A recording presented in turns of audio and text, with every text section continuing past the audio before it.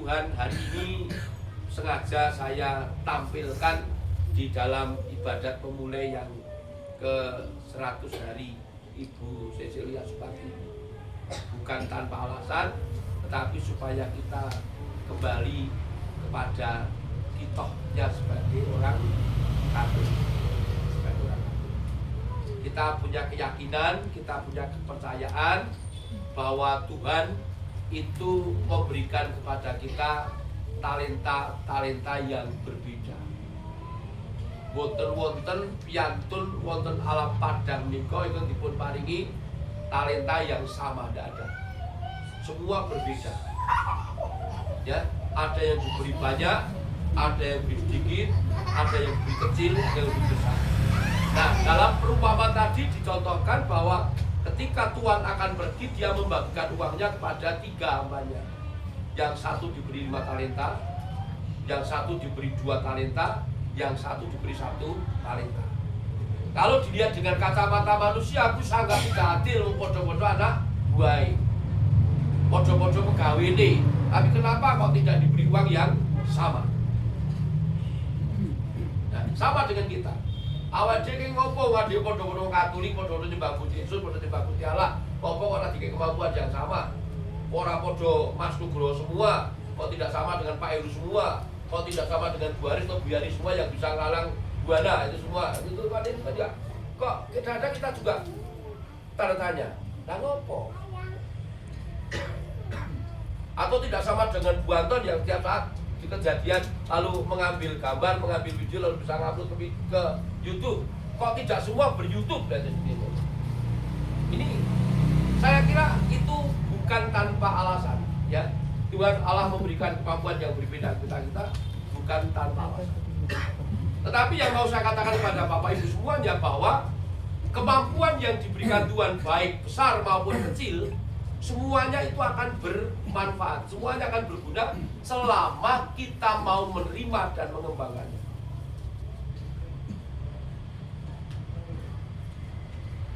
Yang tadi diberi 5 talenta, apa 5 talenta? Yang diberi 2 talenta, apa 2 talenta? Tapi yang 1 talenta kenapa kalau dia tidak punya laba? Karena dia tidak bergerak, dia stuck di situ, dia berhenti. Bahkan dia lalu menggali lubang, mengubur uangnya karena takut uangnya hilang.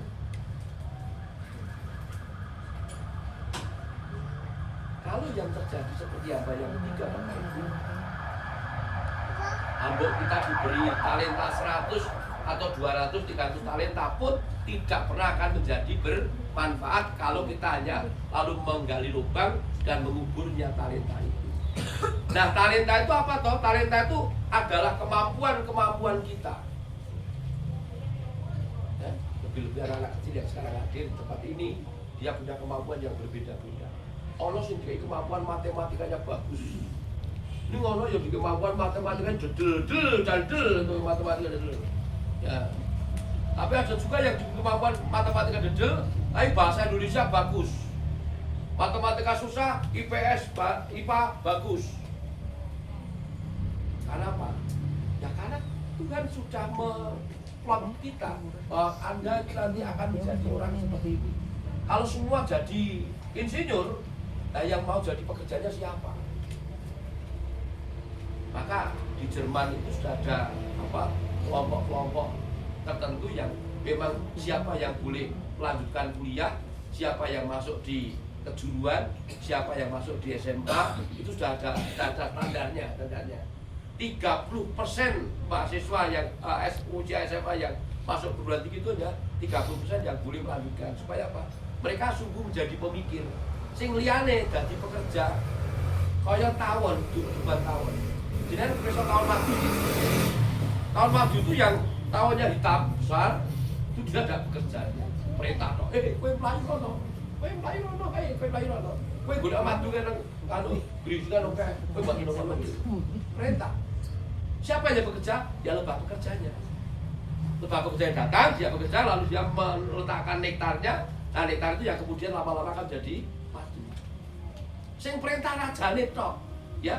Raja tidak pernah keluar dari glodok, tidak pernah dari tempat tinggi, dia hanya perintah aja. Tetapi apa? Apa hasilnya? Madune ya apik tenan. Ya, kamu tugas cari madu di randu, kowe di Klengkeng, kowe di Mangga, kowe di Bogor, diperintah dan anak buahnya menurut. Mereka sudah punya kemampuannya masing-masing. Nah, kalau orang mengembangkan kemampuannya masing-masing dengan kemampuannya diri-diri, apakah kita tidak mampu? Kita pasti akan mampu. Bisa dibayangkan kita saja. Mungkin sekarang orang membayangkan untungi dodol es jumbo ini piro ya. Ada yang mungkin ada yang mungkin ini ada yang jual es jumbo enggak di daerah ini? Yang kelompok lingkungan kita ada yang jualan es jumbo enggak? Tidak ada ya? Tidak ada. Kalau ada yang mau saya tanya, untungnya sehari enggak? Itu kalau kita mau hitung, kalau dengan buka es jumbo di tempat yang ramai, itu satu hari itu bisa melebihi gaji DPR. Ya, hanya jualan jumbo di tempat yang ramai, ya, di tempat yang ramai. Kalau jualnya di makam ya orang tunggu. Kalau di tempat ramai bisa. Kenapa? Teman saya itu satu hari dari jam 8 sampai dengan jam 3 sore itu sudah 3 jimbeng besar itu habis kok. Jadi biasanya dia jualan sampai jam 6. Padahal satu jimbeng itu bisa sampai 180 sampai 100 cup. Saya kira 100 cup berarti nek didol 3.000 sudah bisa dihitung berapa dia itu. Modalnya mau 3 kilo karo banyu teh karo bisa hidup, bisa. Ada yang buka laundry harian, laundry rumah, belum ada ya? Di wanita tidak ada ya? Tapi saudara kita ada, ini seperti tempatnya apa? Mbak Yayu itu, ya Mbak Yayu, laundry rumah. Kelihatannya laundry rumah, pancen kesel, takoni kesel, tidak mungkin kesel. Tapi bisa dihitung, satu hari dia dapat berapa untuk nyuci itu. Dia modalnya sabun rinso 1 pack. Ya, paling ekstra kalau ada pakaian baju yang sangat kotor ya, sangat kotor sekali, kita dikai obat apa sih bisa menghilangkan nodanya. Semakin ada noda kemudian bisa dihilangkan, laundry itu semakin banyak dikunjungi. Apa? Gedok tular, nang kono resik banget. Bon aku iki kena getih, ilang kok getih resik neh balik. Laundry. Ubah. Aku dia pertama kali dulu dengan laundry yo bingung. Laundry kok ubah-ubah ternyata. Ubah-ubah ternyata menghasilkan sesuatu yang luar biasa. Memang tidak berhenti. Memang tugasnya berat, tidak enteng. Tetapi semua itu akan menghasilkan sesuatu yang membahagiakan kita. Jadi kalau kita bisa mengembangkan talenta, bisa mengembangkan kemampuan kita sekecil apapun, ini akan memberikan kebahagiaan yang luar biasa. Bu Aris tadi sebelum ibadat mulai mengatakan, aku juga tidak pernah membayangkan, tidak pernah mimpi Pak, kalau aku bisa sampai di Lourdes, aku bisa sampai di titik. Saya kira Bu Aris punya kemampuan yang mudah dikembangkan. Dok siji regane piro diklumpukke, dok loro regane piro diklumpukke, dok telu regane piro diklumpukke. Artinya sisa dari modalnya itu. Ngerti-ngerti sabun nang Lourdes. Padahal kalau itu aku bisa ngurang yang puluhan ribu, puluhan ribu. Paling tidak, jadi kalau mau ke sana ya silakan nyarengi dari sekarang sampai kira-kira nanti kalau pas berangkatnya 70-80 juta, lumayan. Tidak apa-apa mumpung masih rosol, silakan Mas Anton untuk dibiarkan. Ya, kalau des bareng-bareng kita cari terus diri kali selama kita mau membanggakan talenta kita. Ya. Jadi Bapak Ibu yang saya kasih, jadi bacaan hari ini sengaja mengajak kita untuk mengingatkan kita agar kita menjadi orang yang tidak malas. Agar kita menjadi orang yang tidak hanya menerima ing pandum pun ngaten mau cekak, Pak. Oke lah, kalau mau mengerti mau pandum, cekak, monggo. Tetapi kadang-kadang lalu bersulung, aku tak rewangi ibadat pendak dino, melu pertemuan pendak minggu, melu sembayangan pendak dina Rebo kok uripku yo ngene wae.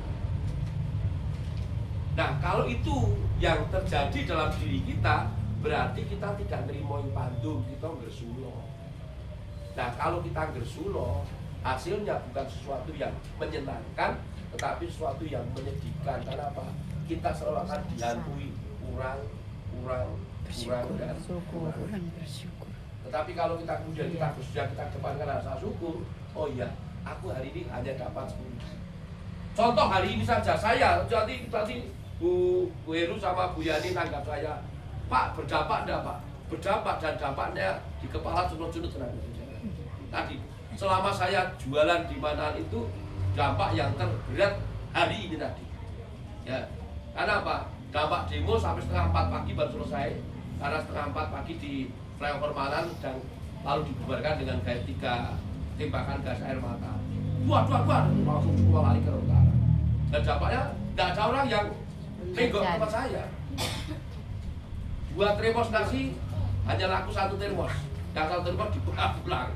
Ya, pulang. Lalu mamon kumpul, tetapi hanya pas untuk pulaan dan untuk peragangan besok pagi. Hari ini sangat susah. Tetapi saya bersyukur. Kenapa? Karena ayamnya habis.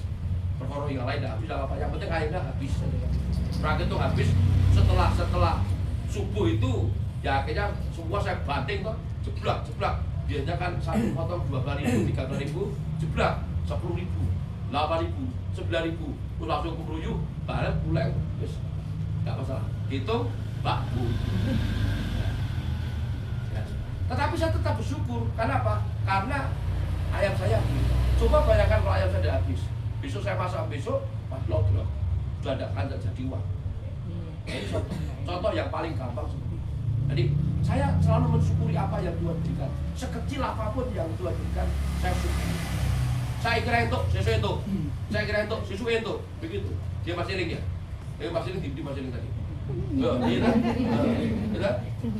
Terus dia, makanya dia tetap gemuk terus karena ini semuanya gitu. Saya kira itu terus eling terus. Selama kita mau berbakar itu. Pernah saya ceritakan, Bapak Ibu kan pernah ceritakan, saya punya teman di Madiun itu, dia buka warung pecel mulai jam 5 sore sampai jam 8 malam. Tapi mobil Avanza-nya 2. Kok iso Pak?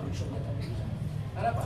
Ternyata meskipun dia hanya buka warung pecel dari jam 5 sampai 8, durasi 3 jam. Tapi dalam 3 jam durasi cari pecel itu, yang datang semua pembelinya bermobil. Dari Santero Kota ke Giur. Dan saya mengatakan, kok iso ngono Mbak? Ya saya juga tidak tahu Pak. Awalnya saya juga hanya buka warung kecil sama kopi aja, tapi kemudian pulang mereka datang. Dan resepnya apa? Sama dengan pecel yang lain. Kasnya apa kasnya? Ya sebetulnya sama dengan yang lain. Mungkin bagian yang lain hanya servis Pak. Apa mergo ayu Mbak? Ya enggak juga. Oh yang cantik juga banyak, yang handsome juga banyak. Tapi luar biasa, saya mengatakan luar biasa. Ternyata apa? Ya kembali kepada manajemennya dia. Jadi ketika dia jual pecel itu, satu porsi memang tidak terlalu murah ya. Kalau bagi saya tidak terlalu murah, karena kalau pecel rata-rata kan paling 5.000, 7.000. Dia satu porsi pecel 8.500 dengan satu bungkus rempeyek kacang. Lalu dari 8.500 dia dapat untung 4.200 rupiah. Ya 4.200 itu dia, yang 4.000, yang 1.200 dia gunakan untuk tambahan modal. Yang 3.000 dia masukkan celengan. Ya, bisa dibayangkan kalau satu dari durasi jam 5 sampai jam 8 dia bisa menjual 100 pack nasi pecel, berarti 100 kali 3.000, 300.000. Tiap hari dia masuk 300.000. Bisa bayangkan satu bulan berapa? Satu tahun berapa? Maka saya tidak heran kalau kemudian kok dia mobilnya Avanza baru 2. Belum lagi jualan kopinya. Kopi malah itu jual 3.500 kan wis badi 3.000. Ping. Tetapi sekali lagi hal macam itu memang kita tidak bisa iri kepada mereka. Karena mereka diberi kemampuan sendiri, talenta tinggi. ya talenta hidup. Pernah juga kan saya ceritakan pada Bapak Ibu ketika ada seorang penjual topi, ya penjual topi pernah juga ceritakan. Mereka penjual topi, satu hari tidak ada topi pun yang dibeli oleh orang. Hari kedua sama, hari ketiga sama, bukan sampai 1 bulan ada orang datang tanya harganya, berapa harganya. Lalu bulan berikutnya tanya harganya, dia beli satu. Kalau ada temennya pakai, dia dipakai, temennya, oh kamu kamu beli di mana? Di sana, tunjukkan. Mereka datang lagi dengan temannya. Ya, bulan yang keempat, bulan yang kelima, dia sudah tidak perlu lagi undang temannya, dia banyak pelanggan yang sudah datang itu lalu beli topi. Buah dari ketekunan mengembangkan talenta tadi, hasilnya adalah apa yang akan kita nikmati kemudian. Bu Haris itu ketika merintis ayam petelur, saya kira kalau saya cerita 2 cerita hari ini bisa 3 malam 3 hari tidak selesai karena jatuh bangunnya ketika harus merawat ayam dan telurnya begitu amat sangat susah. Tetapi mandat yang diberikan oleh Pak Haris kepada Bu Haris dijalankan, sekarang diteruskan kepada putrinya ya Bu, putrinya. Dan itu terus dilakukan. Kenapa dilakukan? Ya karena itu ada kemampuan yang diberikan Tuhan untuk mengelola itu. Itu mungkin kalau dilakukan oleh saya tidak jalan. Yang dilakukan oleh Mas Anton mungkin juga tidak jalan. Mas Anton memang sengaja di kuliner. Ya, nah, silakan, boleh. Nah, sekarang sudah semakin banyak Mas Anton berkembang ya. Puji Tuhan, luar biasa. Ya, ditekuni. Jadi saya itu jualan ayam juga tidak pernah libur, Bapak Ibu. Tidak pernah libur, kecuali kalau lebaran. Kalau lebaran saya memang sengaja libur 1 minggu. Tiap hari tidak libur, dijaga oleh mereka, oleh orang-orang muda yang kelaparan di pagi hari. Karena sekarang saya buka tidak hanya di pagi hari, tapi bukanya di dini hari. Itu nekat di sini. Karena situasi dan kondisi, tuntutan, maka saya lakukan. Walaupun jadi awak ya kesel. Betul. Jam 3 saya pulang, tidur, pagi berangkat sekolah. Itu awak ya lenyu, kapan lenyu, enggak lenyu, kesel. Tapi saya jalankan, saya lakukan. Nanti pulang harus sekolah lagi ayam, saya lakukan juga sampai seperti ini tadi. Selesai, tak tinggal, saya bilang saya dan kemudian diangkat. Supaya tidak remuk, diangkat. Oke Pak.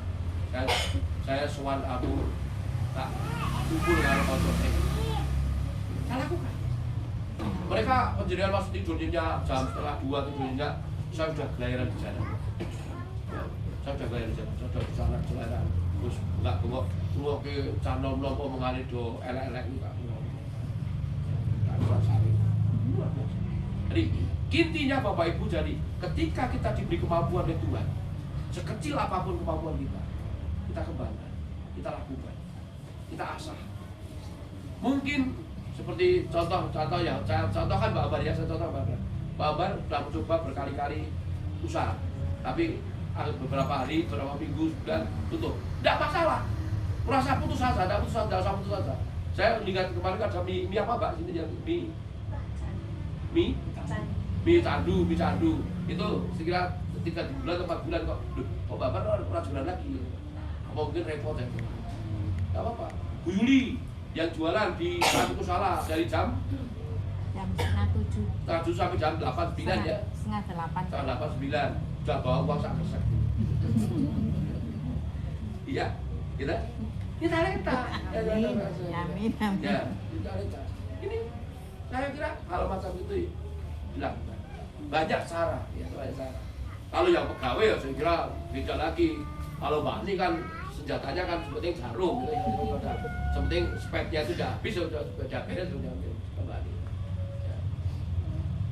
Ini mau, jadi mau kita kembangkan, kita syukuri anugerah Tuhan dengan bagus supaya apa yang kita perjuangkan di dunia ini Tuhan dia juga akan kabulkan apa yang kita lakukan. Amin, Bapak Ibu. Amin. Amin. Jadi monggo nanti kita coba mulai renungkan. Karena apa? Usaha itu tidak harus dimulai dari anak kecil, enggak. Jam 6.20. Kemudian besok yang punya kecil kan, KFC. Tidak tahu ya? Masih apa? Dia mulai usaha umur Masih berapa? semua.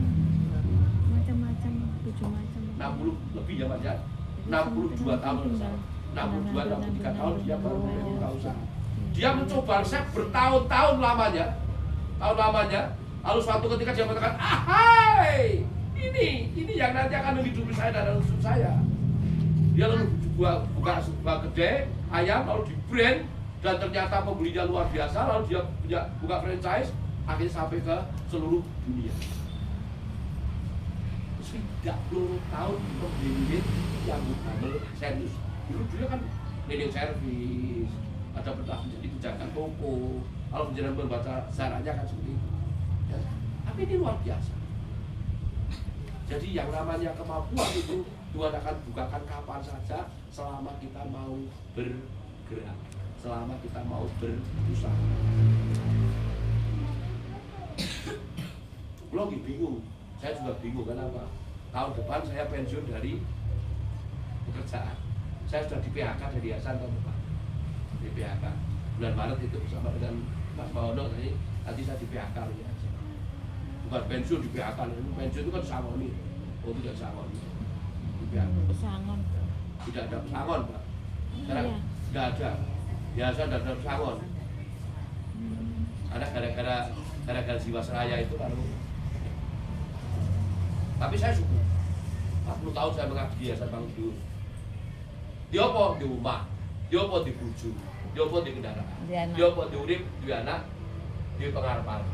Ya, bersama dengan tahun Jubilee tahun 2020. Kemudian kepada Bapa dan Putra dan Roh Kudus, Seperti pada permulaan, sekarang, selalu, dan sepanjang segala abad. Ibu, Bapak, dan saudara sekalian yang dikasihi Tuhan, baiklah kita lanjutkan dengan doa umat. Kita menggunakan rumus halaman 80. Ya Tuhan, kami percayakan saudara kami Ibu Sisilia Supartini yang telah Kau panggil 100 hari yang lalu ke dalam darah kami. Semoga Engkau berkenan menerima arwahnya dalam pangkuan kasih-Mu di surga. Kami mohon. Dengarkanlah doa kami. Ampunilah dosa hamba-Mu Ibu Sisilia Supartini yang telah Kau panggil 100 hari yang lalu. Semoga kasih-Mu yang selalu ingin mencari dombanya yang hilang dan tersesat menguatkan iman kami yang masih dalam perjalanan hidup ini. Kami mohon. Dengarkanlah doa kami. Berkatilah dan kuatkanlah keluarga dan sanak saudara yang ditinggalkannya. Semoga teladan baik yang telah dihidupi oleh saudara kami yang telah Kau panggil dapat diteruskan oleh saudara-saudarinya, sahabat, tetangga, dan kami semua. Kami mohon. Dengarkanlah doa kami. Bagi kami yang masih dalam peziarahan ini, semoga kami semakin menyadari kasih-Mu yang begitu besar, sehingga kami tidak menyia-nyiakan kebaikan-Mu dalam hidup kami, namun meneruskan kasih-Mu kepada orang-orang yang ada di sekitar kami, serta orang-orang yang Kau percayakan kepada kami. Kami mohon. Dengarkanlah doa kami. Bapak, Ibu, dan saudara sekalian, marilah kita hening sejenak, kita berdoa dalam hati kita untuk ujung pribadi kita masing-masing.